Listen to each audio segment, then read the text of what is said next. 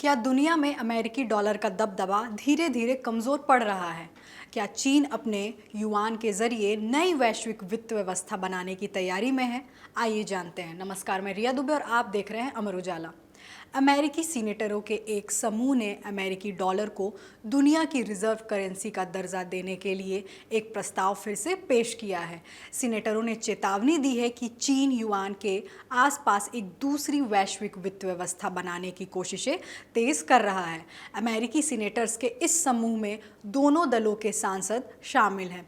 Ted बड और gene Shaheen द्वारा पेश किए गए प्रस्ताव में कहा गया है कि युआन को अंतर्राष्ट्रीय बनाने की बीजिंग की कोशिश से अमेरिका और उसके साथियों के लिए आर्थिक और राष्ट्रीय सुरक्षा का खतरा है। अमेरिकी सांसदों ने युआन के बढ़ते प्रभाव पर क्या कहा?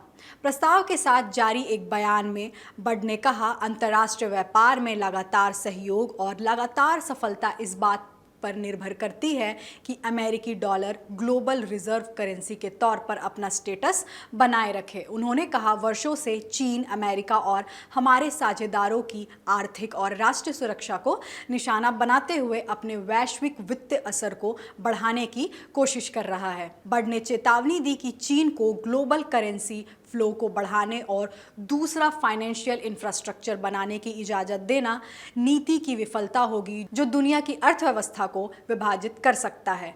इससे फ्री मार्केट की लगातार ग्रोथ को खतरा हो सकता है, खासकर विकासशील देशों में। उन्होंने कहा, अमेरिकी डॉलर को अंतर्राष्ट्रीय स्तर पर अपनी स्थिरता और खुशहाली लाने वाली भूमिका बनाए रखनी चाहिए। डॉलर का दबदबा अमेरिकी ताकत से जुड़ा। शाहीन ने कहा कि डॉलर का दबदबा सीधे तौर पर अमेरिकी आर्थिक ताकत और ग्लोबल असर से जुड़ा है। उन्होंने कहा, अमेरिकी डॉलर को ग्लोबल रिजर्व करेंसी के तौर पर बनाए रखना न सिर्फ अमेरिकी अर्थव्यवस्था की लंबे समय की स्थिरता और खुशहाली के लिए ज़रूरी है, बल्कि यह अमेरिका की राष्ट्रीय सुरक्षा बनाए रखने के लिए भी बहुत ज़रूरी है। इसमें अंतर्राष्ट्रीय मुद्रा कोष IMF के डेटा का जिक्र है, जिससे पता चलता है कि 1999 में ग्लोबल करेंसी रिजर्व में डॉलर का हिस्सा लगभग 71% था, लेकिन 2025 की तीसरी तिमाही तक यह घटकर 56.82% रह गया। इसी समय के दौरान चीनी युआन का हिस्सा 1.93% था। कैसे बढ़ रहा युआन का दबदबा? अमेरिकी सांसदों ने चीन पर non market fixed exchange rate बनाए रखने का भी आरोप लगाया है। इससे युआन की कीमत कम रहती है और व्यापार में असंतुलन पैदा होता है। सांसदों ने चीन के बेल्ट एंड रोड इनिशिएटिव की ओर इशारा किया, जिसके बारे में उन्होंने कहा कि इससे विकासशील देशों में चीनी कैपिटल पर निर्भरता बढ़ गई है। प्रस्ताव में कहा गया कि बीजिंग ने 2013 से इस इनिशिएटिव के तहत दुनिया भर में $1 खरब से ज़्यादा का निवेश किया है।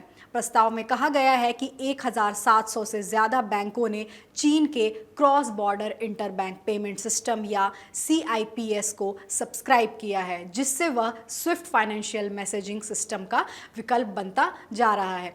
चेतावनी दी गई है कि ताइवान से जुड़े किसी संकट या हिंद प्रशांत शिपिंग लेन में रुकावट की स्थिति में चीन की पैरेलल फाइनेंशियल सिस्टम बनाने की कोशिशों से पश्चिम देशों का असर कमज़ोर हो सकता है। प्रस्ताव में कहा गया है कि अमेरिका को ज़रूरी इलाकों के साथ आर्थिक संबंध मजबूत करने चाहिए और बीजिंग के वित्तीय असर का मुकाबला करते हुए विकासशील देशों में ग्रोथ और स्थिरता को बढ़ावा देने के लिए सहयोगियों के साथ काम करना चाहिए। इस विषय की जानकारी हमारे साथी नितिन गौतम ने जुटाई है।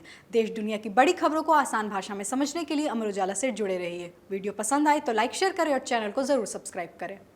आपके राज्य की खबरें, आपके शहर की खबरें सबसे पहले जानने के लिए देखते रहें अमर उजाला। चैनल को सब्सक्राइब जरूर कर लें और पाएं हर अपडेट।